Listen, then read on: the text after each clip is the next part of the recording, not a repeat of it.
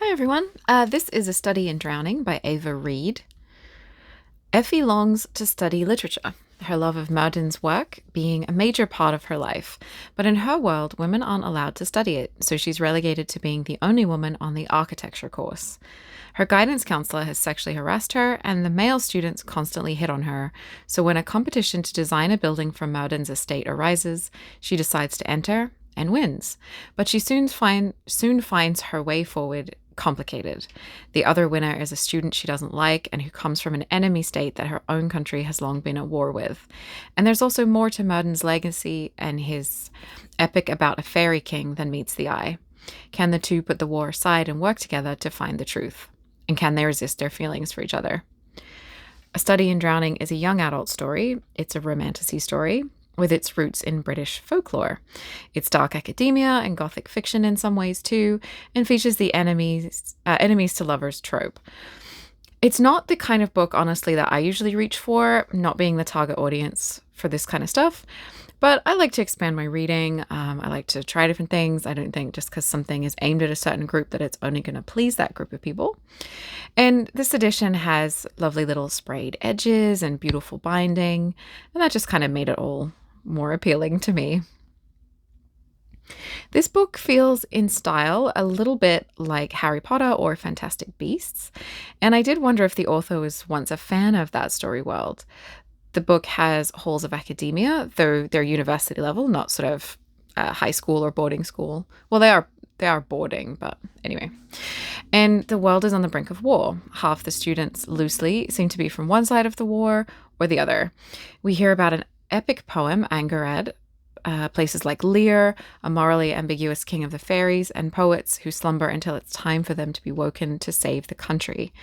Technologically, it seems to be similar to the 1920s. Some women wear cloche hats and water is boiled in tea kettles. They have phones, but not mobiles. It's like they have telephones, but not mobile phones. Women's women wear stockings made of silk, not nylon, and the character takes a train journey to her destination, which feels British, sort of 1920s era in the way it's described, and also a little bit Potter-esque all at once. So I think this all worked pretty well, especially when you add in the crumbling estate of Murden when she arrives there, which the sea is slowly reclaiming, and it's filled with paper and books and candelabras and locked doors. So this book is kind of style over substance, which I often find with these books that are made to look really pretty. The prettier the book these days, the more suspicious I am. Effy is our lead character, and honestly, she's a bit of a Mary Sue in a few ways. She's described as being very pretty. She's kind of blonde hair, blue-eyed, and so smart that she's the only woman on the architectural course. She's one of those beautiful but doesn't know it types, and she's hit on or harassed constantly. When she enters the competition, she wins because there's something special about her, which is also hinted at by her the way her visions and panic attacks are described. We just know that while her mother is cold to her because she's flawed, actually she's going to turn out to be not mentally ill, but a magical chosen one in some way. And I do wonder about the ethics of this kind of thinking. It's kind of grandiose in a way. And I don't think there's anything wrong with seeing maybe a mental illness as giving you some strengths, maybe, as well as negatives. But I think there's a little bit of a danger in sort of, I don't know, maybe I'm overthinking it, but it's that, to me, it's a little bit like sometimes people that take antipsychotics, for example, stop taking them when they start working because they think they don't need them anymore. And to me, this book feels a little bit like it's getting close to that kind of thing. Like maybe you don't need your medication. Maybe you're actually just special. And I don't know, like I was kind of like, I don't think it's a major problem, but what is the ethics with that? I don't know. Maybe you guys can tell me what you think about stuff like that in books and movies and stuff. Anyway, her whole personality is being a Murden fan, which, I mean, that's fine. Sometimes people are at the age that she's meant to be. They can be like real fangirls or fanboys of things. Yeah, it just feels a little bit overdone and obsessive. considering that she doesn't have much other personality. She has a best friend, conveniently, who has no competitive feelings towards her, even though she's sort of written to be quite perfect. And this friend has no needs from the friendship. So I don't know if you kind of know what I'm hinting at there with the type of best friend that's sort of invested in the main character's life, but doesn't seem to have a life of their own, you know? It's very shallow character development, which is a bit of a theme in this book, though I think it's often true of a lot of current books in this genre. They can be very heavy-handed in the way they do things. The world Effy lives in is very sexist, with women being strongly encouraged out of traditionally male subjects for study, and men being really weird and harassing her in the most sort of blunt, obvious ways all the time. So it makes you wonder how she came to be a feminist in this world when everything she's ever experienced and all of the women around her would have supported this worldview. So there isn't like elder women don't seem to be bucking the trend or talking about change. Like change isn't sort of in the air and she's picking up on it. It's just that she magically has, you know, our ideals, and she just happens to live in this other world.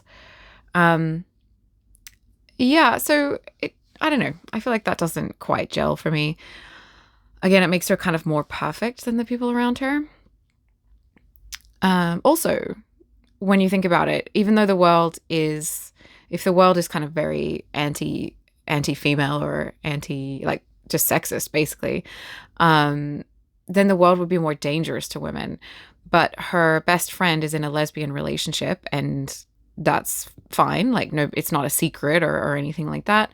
And our main character is able to travel alone across country on a train without anyone, like without a chaperone or supervision or anything like that. And she is like sort of mildly discouraged from going because she's going to a dangerous place, but there's no, like, women weren't always allowed to travel alone historically or even in present day, where societies are highly sort of misogynistic and stuff. So yeah, she's also apparently sort of braver than the women around her or something. Yeah, it seems that Preston as a character, he's the sort of love interest, the other student that she doesn't like.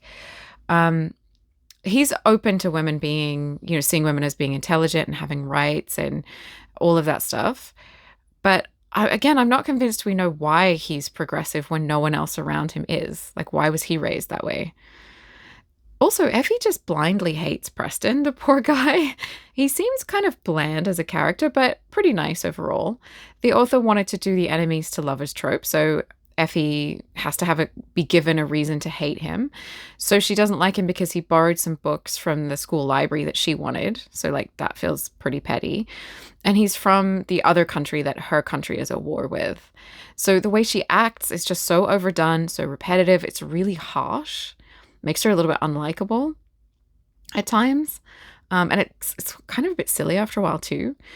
But don't worry, she drops this behavior, not because she learned something or grew as a person, but because she falls in love with him. Suddenly it's fine now. This book goes on to tick the boxes for all the modern sort of hot button topics: sexism, racism, climate change, LGBTQ plus characters, the bad fairies trope, you know, where fairies were actually evil, that whole kind of thing that people seem to love at the moment. It's got panic attacks and mental health, sexual assault, men being uniformly and cartoonishly bad guys, and narcissistic mothers, which is another thing that's very talked about lately. So yeah, in some ways this isn't a bad thing. Inclusion is great, so that's fine. But again, it just feels like it's done in a heavy-handed, unsubtle way and not integrated into the plot or story world necessarily. So on the whole, the vibe of the book, the atmosphere, the ideas, it's all quite nice.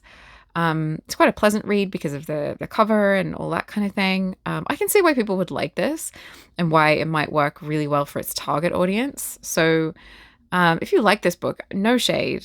As always, like, you know, we all have different things that we enjoy and stuff. So sometimes I know there are things in books that I like where I'm like, oh, I just like this trope, you know, like I know it's been done before, but I'm just having a good time. So again, like if you like this book, that's great.